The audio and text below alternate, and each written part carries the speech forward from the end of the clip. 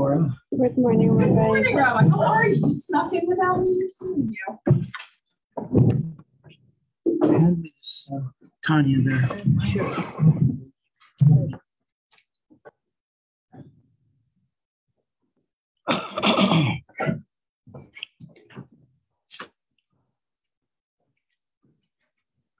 Good morning, Chama. Hi, Rabbi. Good morning, Sarah, Abigail. Good morning. Good morning. Joe just sent me a night message. Holy, lucky you. Lucky you. Hey,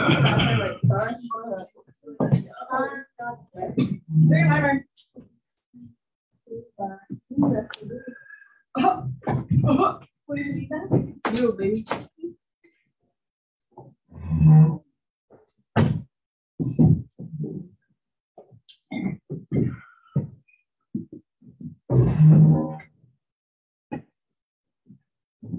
Leah Rappaport from Brazil. Malca.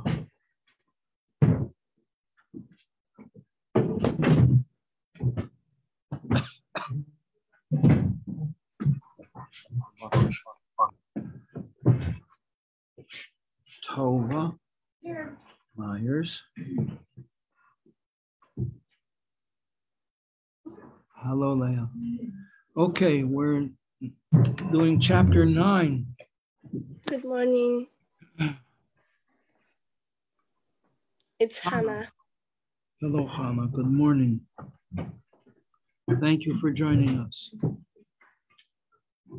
Miss seeing you in person, but thank you for joining us.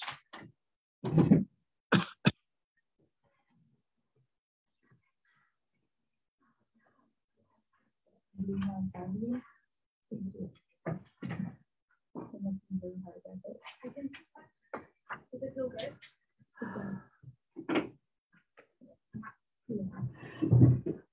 It's hard.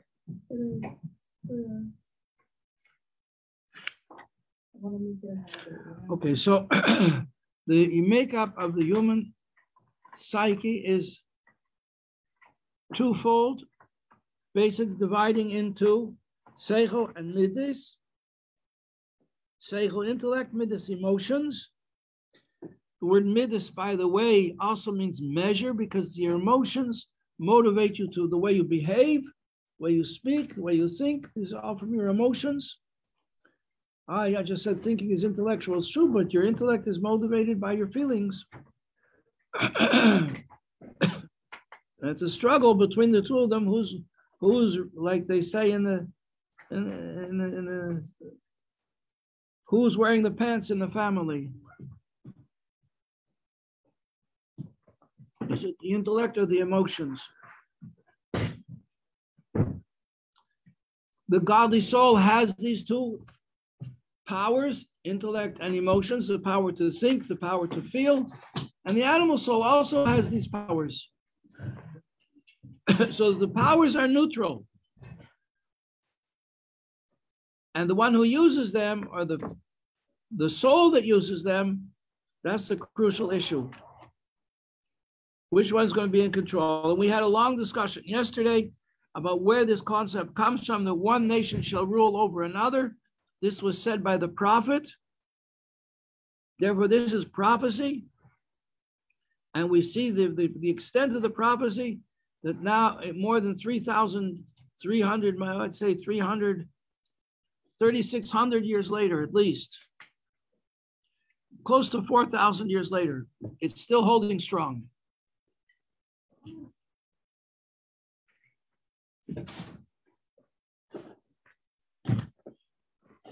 It was 400 years from the birth of Yitzchak, little mathematics.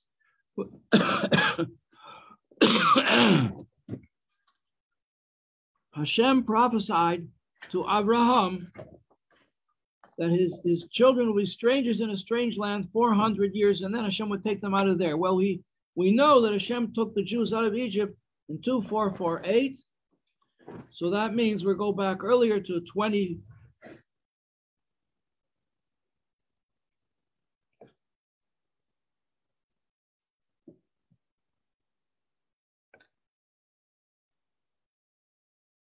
2,848.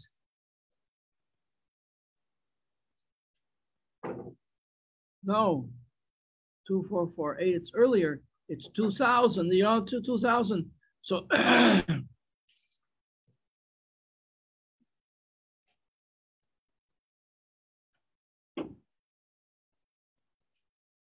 3,700 years ago. It was 30. We're going back 3,700 years ago that Yitzchak was born.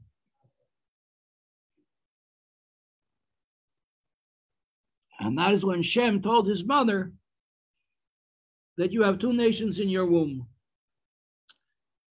And now the Alter Rebbe brings it down to our own personal lives, that struggle is taking place in our heart. And that's what the Tanya is all about. How can we prevail in such a fierce war? Because we have an opponent there that does not give up. So therefore, we also need extra strength, never to give up. Never, ever to give up. And the famous words of Winston Churchill, when Germany was conquering every nation in sight, and they decided to attack England. And Churchill made this speech. I don't remember all the words. He said, "We will fight them." And England was totally unprepared.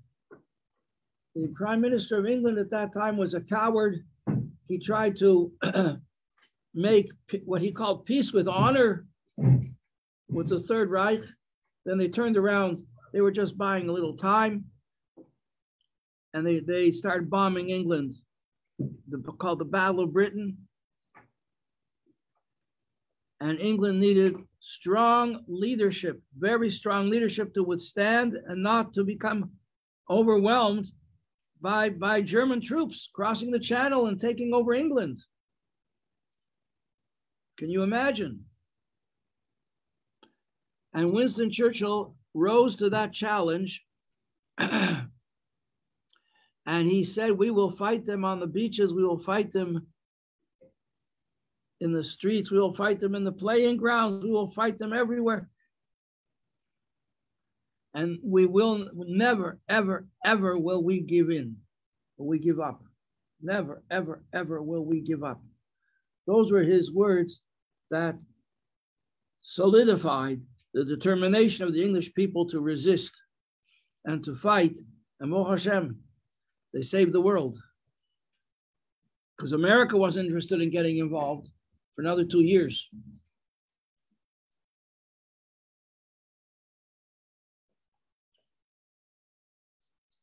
Until Germany made the mistake of sinking American boats in the Atlantic, so then America had to get involved.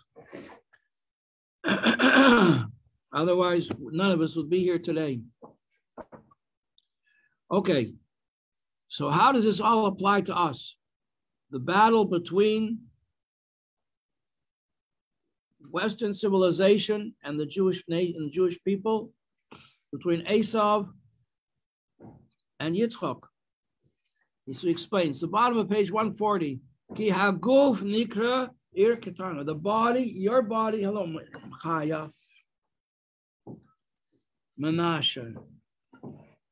The body is, Chaya, were you here yesterday? Chaya, were you here yesterday? Yes. Yes. No, yesterday no. Yesterday, no.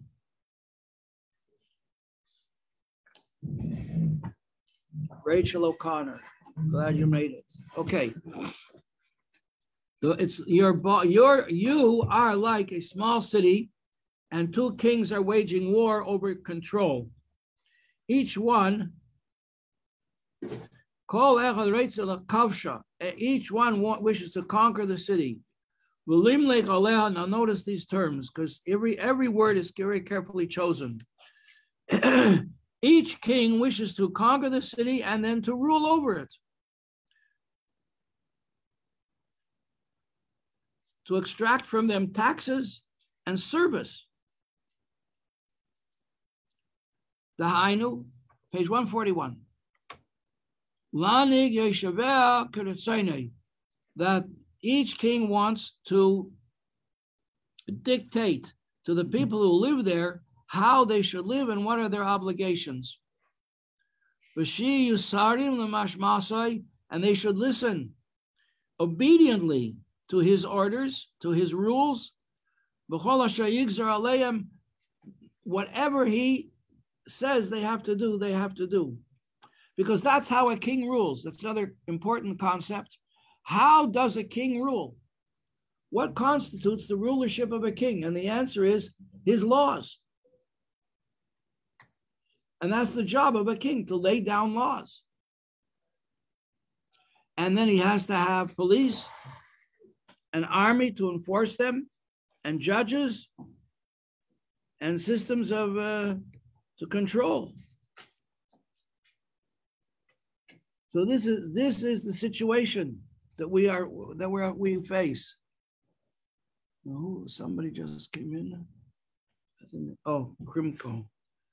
Chava Krimko. Good. Page 141.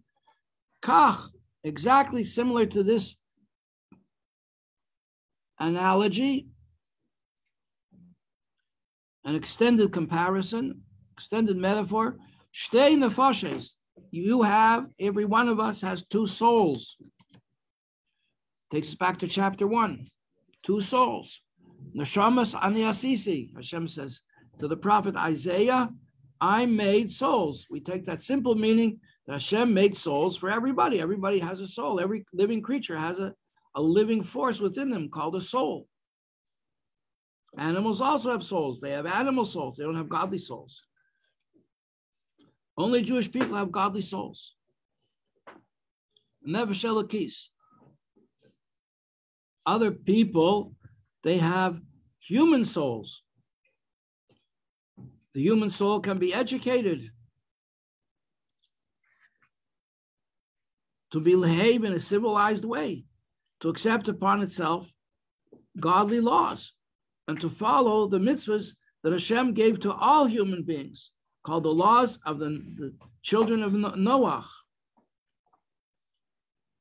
And if they do that faithfully, they deserve the world to come.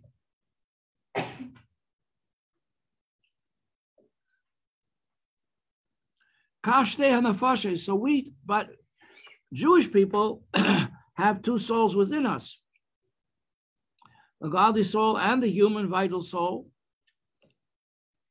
And he details it here. He says, God had never shalakis, the godly soul, but never shachayunis, which means from the word chai, which means life, the living soul. Habahamis, which is very similar to the animal, to the soul of an animal. And it comes miha klippa. We learned this chapter 7 from klippas noiga. With all permissible things that we can use in the world or consume, be involved with, everything comes from klippas noiga, including our own animal soul comes from klippas noiga. And these two souls, nilchames, they are at war. Zu im zu, with one another. For control al haguf, for the body, v'chol evarav, and every one of its limbs. Just like a king wants to control a city, he wants to control every area in the city, every section of the city, every enclave, every block, every house, every person. So too, in our own heart. Now he spells it out for you in more detail. You ready? Shelakis, the godly soul, its desire, Shetehi levada ameleshes alav uman higase. The godly soul wants to be the only one in charge of you, of your body, of your life, of your behavior. It wants to guide you and direct you, instruct you, and make sure that you go the way it wants, in the ways of Hashem. That is the godly soul's focus. The godly soul's focus is to connect to Hashem. The animal soul's focus is pleasure. I like it. It wants to do things that it likes and enjoys. That's all. Forget about this Hashem business. And just like in the analogy, the godly soul wants that all the aspects of your physical being should be obedient and follow its orders and direction and guidelines. And not another factor, not just they should follow, they should be batul. What does it mean batul? It means subservient, totally subservient. Etzla legamri, totally like a servant of a king.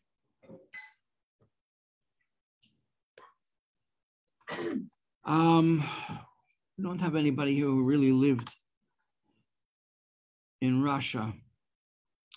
But before the Russian Revolution, I was told by somebody, an artist, who illustrated a story about Russia, that under the Tsar, the servants in the service of the king, of the Tsar, they had to be like robots. They had to stand very stiff and they had to move in very certain ways. Every single movement was controlled.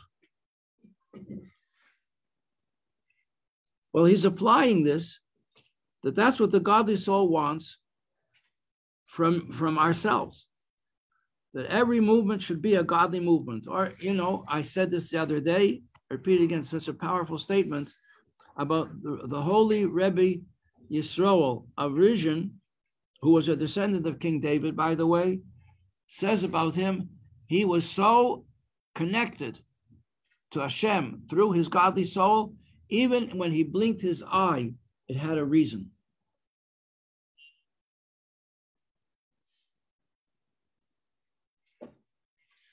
He goes on, page 141, we're in the fourth Hebrew lines. All the limbs of the body,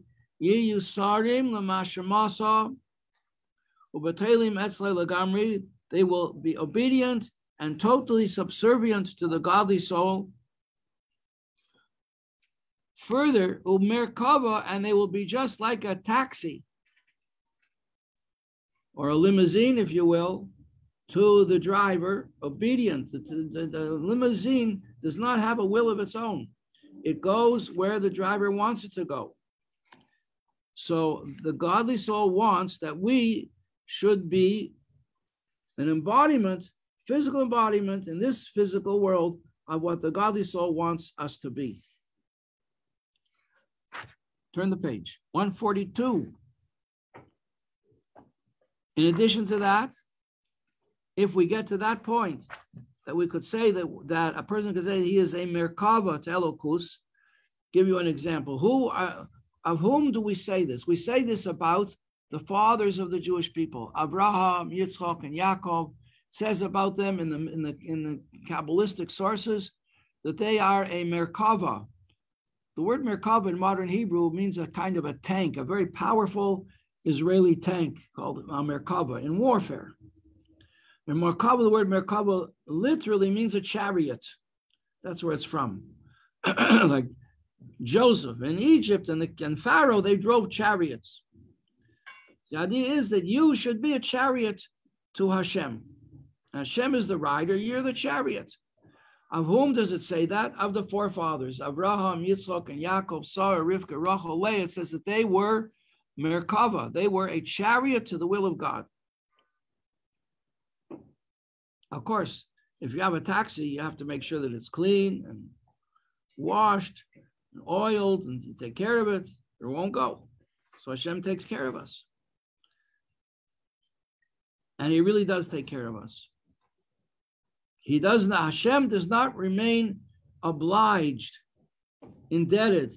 It says Hashem is not like a king of other kings who are tyrants. They ask of their subjects to do things whether they can do them or not. They don't care.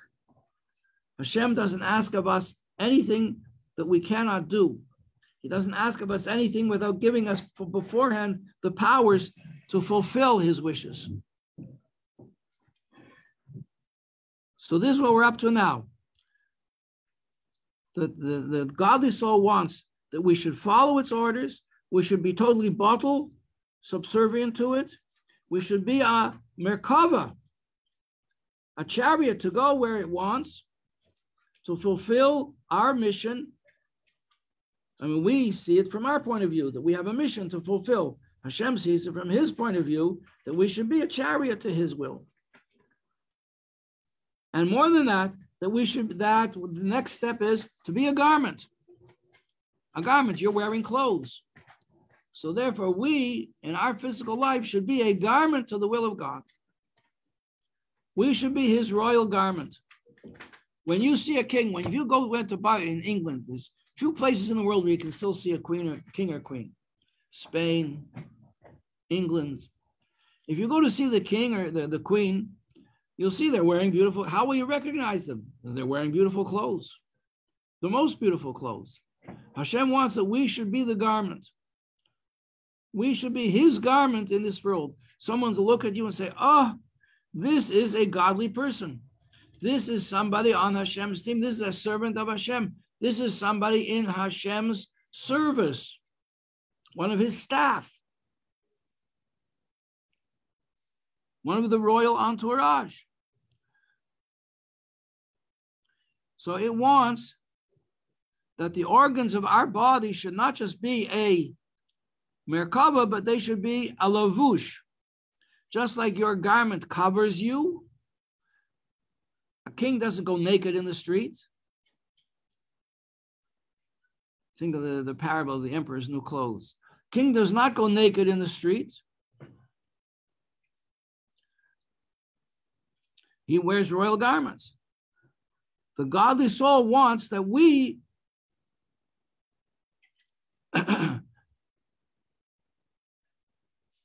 should enclothe ourselves in the will of the godly soul so that it becomes a garment for our faculty, for our whole being, and what is our whole being? Let's go a little bit deeper into it. Our whole being, remember in chapter 3, is the 10 faculties of the soul, the 10 sephiros, the 10 faculties through which the light of God shines in our life. 3 intellects and 7 mothers. The realms of thought and action, emotion, all of which should clothe the limbs of the body so that every limb of the body is wearing the garments of Hashem. That's the end game. That's the goal. Page 142, second Hebrew lines, and the whole body should then be not just covered, but permeated through and through with the will of God.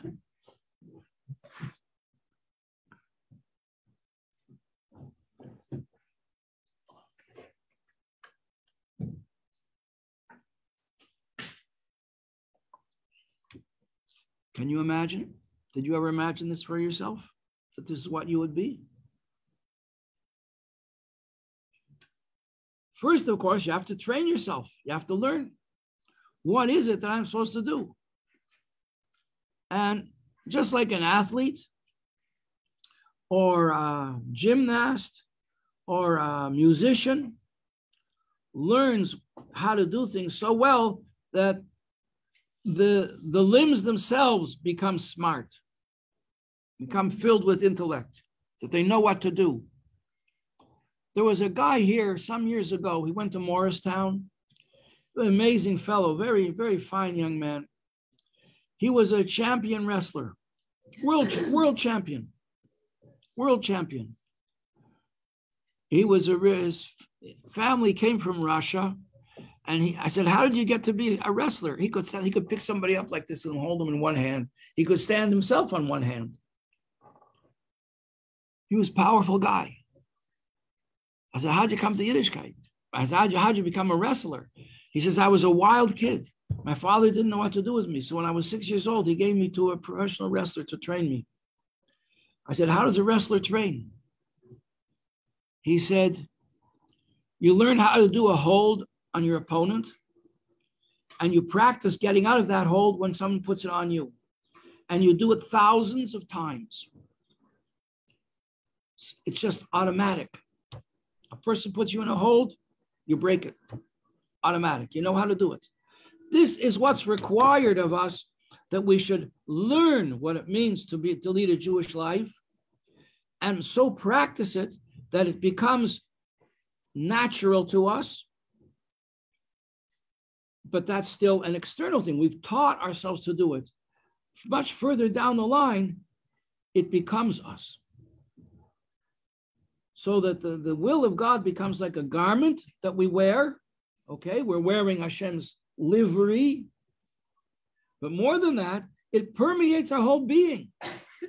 So that when you go to tie your shoes, if you're a man, if you have shoelaces, just automatically you tie the left shoe first. You don't make a mistake. That's just the way you do it.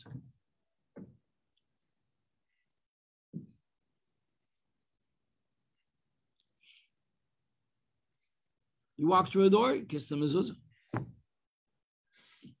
Come Shema, you cover your eyes. It becomes automatic. You're walking through shul, you hear the saying Kaddish, you put your feet together, you stand and answer.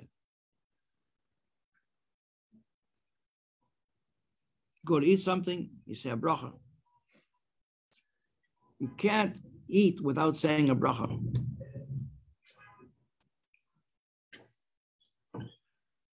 And you think you control.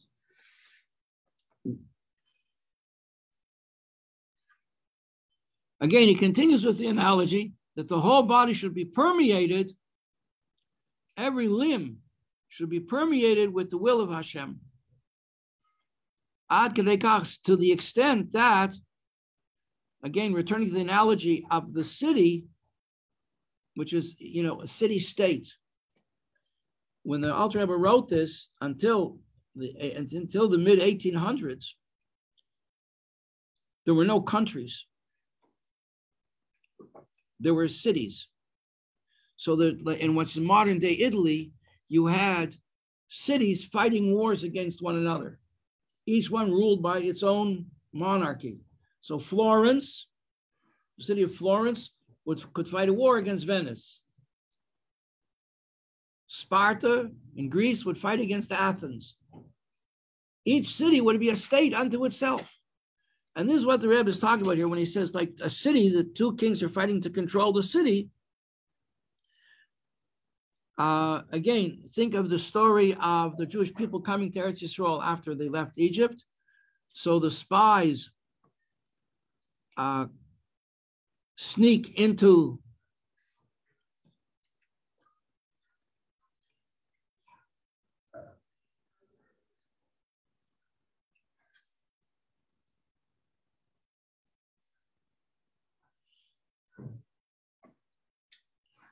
the city, and they are recognized as spies. What are they doing in the city?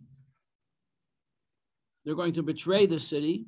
They're going to find a way that this was a fortified city. The Jewish people could not conquer it. They had to find a way to get inside and open the gates.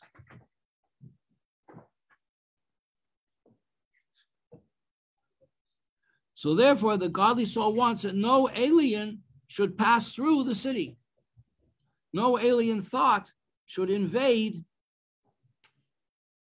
this environment that the godly soul wants to make in your life, out of your whole being. The Hainu, bottom of page 142.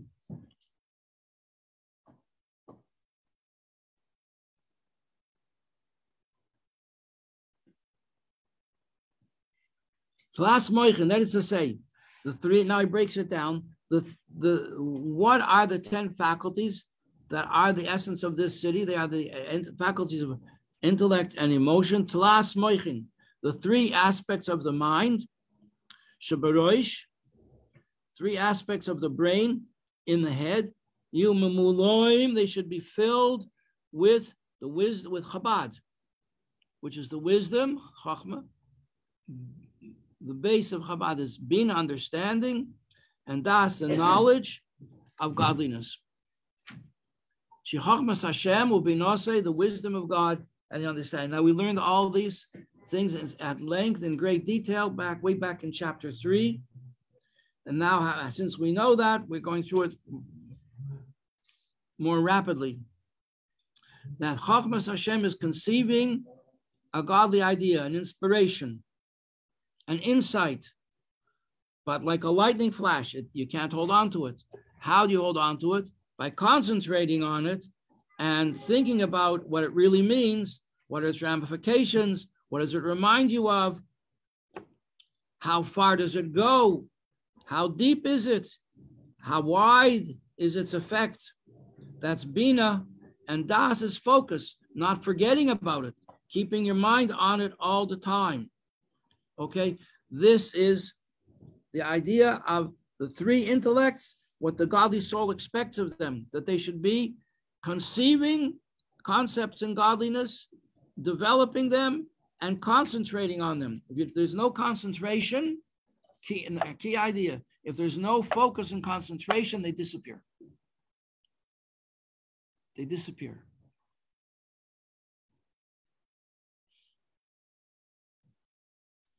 There's nothing there, like you never even had an idea. Like a person, a musician who thinks of a wonderful melody and doesn't write it down, and then he wants to record, he can't remember how it went. Or a poet thinks of a great phrase, a great way of expressing an idea. If he doesn't write it down, he can't remember, where did it go? Can't find it. So you need that quality of concentration to hold on to the insights that come from wisdom and the understanding of these insights that comes from Bina. All three work together. Lihisbain, page 143.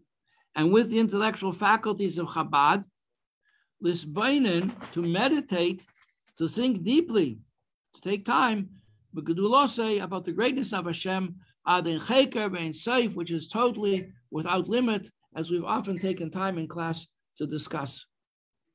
How to do this kind of meditation, just marshal your own perceptions.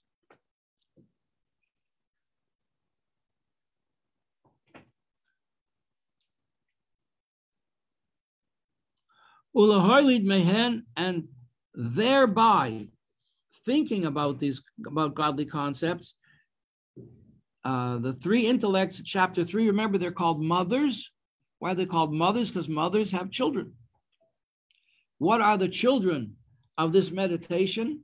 They are emotions. And the connection between the brains and the heart, the emotions, is Das.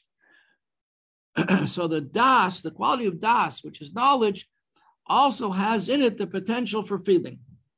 So that you can have feelings in the brain, in the area of Das. You have feelings that you have feelings in potential. Chochmah and Bina don't have feelings. Chochmah and Bina are ideas, concepts and understanding. Das has the potential for feeling that these ideas can arouse. Ulahoili, third Hebrew lines, 143. Lahoili mehen, from these ideas to give birth to Hayira b'maychei. Now notice the order. The first basic feeling that a person has meditating on godliness is awe. Awesome. Like, who said it? Jacob. Yaakov has his dream of a ladder rooted in the earth, going all the way up into heaven with angels going up and angels coming down.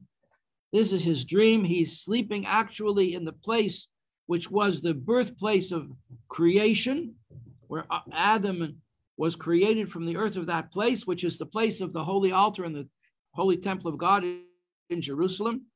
It was a wilderness at that point. He went to sleep there, and he had this vision, this dream vision of the ladder going up to heaven, Jacob's ladder, with the angels going up and coming down. And when he wakes up, he says, wow, how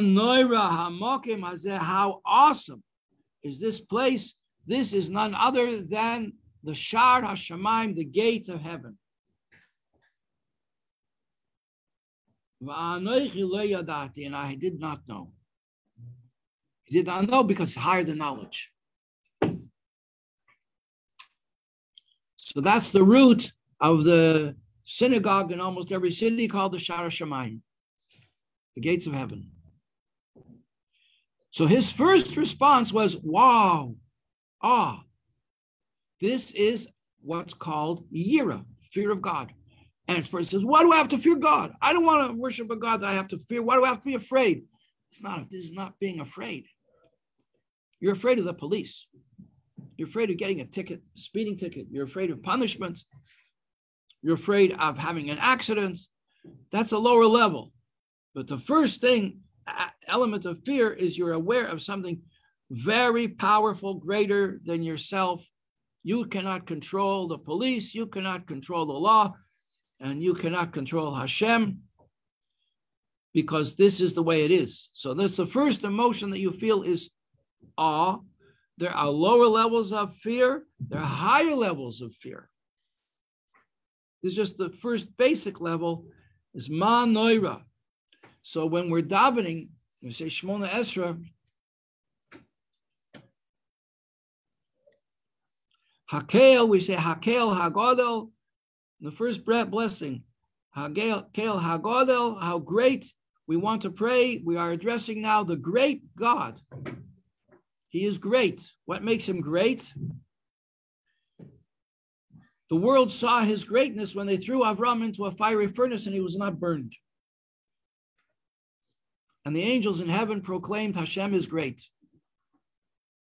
Hagibor, Hakel Hagodel Hagibor.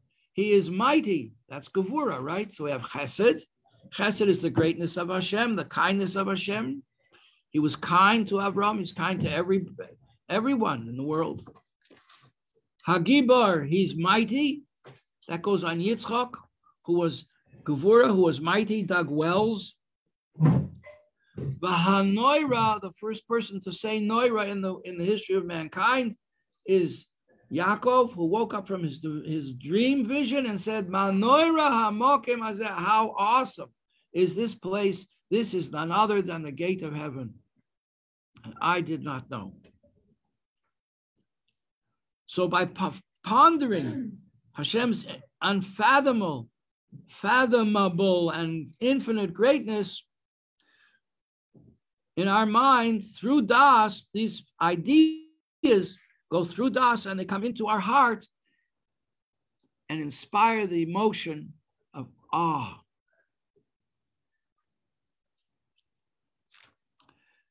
Page 141, bottom of the third Hebrew lines, this gives birth to an awe of Hashem in the mind.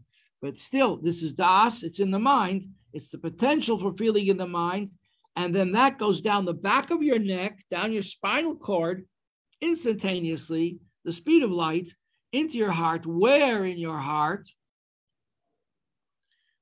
In the right side of your heart is where it comes in and it inspires the feeling in the heart, not of awe, but of fear. Fear of what's it like? Go to Niagara Falls and stand there by the falls and see the water pouring over the edge and just imagine for a split second being the other side of that railing.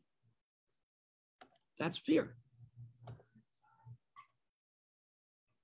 Sarah Mora snuck in quietly. I'll mark you down. Okay. Anybody's name I didn't call today? Everybody accounted for. And then after this feeling of awe, and which in the mind, so awe in the mind becomes the feeling of fear in your heart. When you try a lie detector test, you know how that works? They measure the electrical impulses in your heart. They're different when you tell the truth and when you tell a lie. So there are impulses in the heart connected with fear And that's what happens when you think about these ideas. And then this fear gives way when you think, yeah, God really is almighty, and I don't want to be separated from him. I definitely do not want to be on any other team. I want to be connected only to him. And this is a feeling of love. This is basic love of Hashem, inspired from meditation on the greatness of Hashem. We'll continue from this next week. Have a great Shabbos.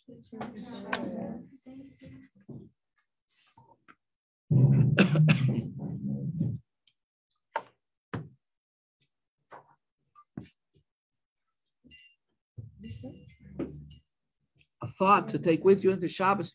The Kohen Gadol, the garments of the Kohen Gadol were all representative. Every one of them was significant and represented his function and his role in the Jewish people, that he is the one inspiring every single Jew with love of Hashem. He lights the menorah in the heart of every single Jew, 7-branch menorah for the 7 types of Jews. What is he wearing? He's wearing a garment blue like the heaven. Beautiful, beautiful, expensive garment. Blue like the heavens. And the garment is held up by diamond precious stones, straps that come from the garment over his shoulder. On these stones are engraved the names of all the children of Yaakov, the fathers of the Jewish people. And there are 25, they're split up, exactly 25 letters on one stone and 25 letters on the other stone, so that he's carrying all the Jewish people here on his breast, close to his heart. And these 25 letters correspond to, it is unbelievable, they correspond to the 25 letters in the Shema. And 25 letters in Baruch Shem Krei Malchus Le'olam Ved. Proclaiming the unity of God as God is unto himself, that's the Shema. And the unity of God as it's manifest in the world, that's Baruch Shem Krei Malchus Le'olam Ved. And he's wearing a golden plate on his forehead, which has written on it the name of God. Holy to Hashem. And every aspect of his clothing reflects his connection to Hashem and his connection to every single person in the whole nation of the Jewish people. And people who are, and this is what's expected. Why do we have to read about this? Because it happened, but also because this is what's expected of all of us, to be connected to every other Jewish person, like Aaron HaKohen Gadol was connected to every Jew. So we also have to connect to Hashem by being connected to every other Jew with Shema Yisrael, Baruch Shem Krei Malchus Le'olam Ved, Kodesh LaHashem, and so on. All the other garments are, again, very, very profound in their symbolism and in their meaning and in their actual effect. Have a great Shabbos. Good Shabbos, Rabbi Pape.